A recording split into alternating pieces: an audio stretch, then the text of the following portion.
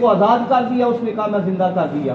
ایک کو اس نے قید خانے میں جو تھا اس کو سزائے موت دے دی، اس نے کہا یہ دیکھیں میں نے مار دیا، میں مارتا بھی ہوں، میں زندہ بھی کرتا ہوں۔ آپ نے فرمایا بے عقل تو کیا کر رہا ہے؟ فَإِنَّ اللَّهَ يَأْتِي بِالشَّمْسِ مِنَ الْمَشْرِقِ فَأْتِ بِهَا مِنَ الْمَغْرِبِ، تو ایسا کر، اللہ روزانہ سورج کو مشرق سے طلوع کرتا ہے، تو مغرب سے طلوع کر کے دکھا۔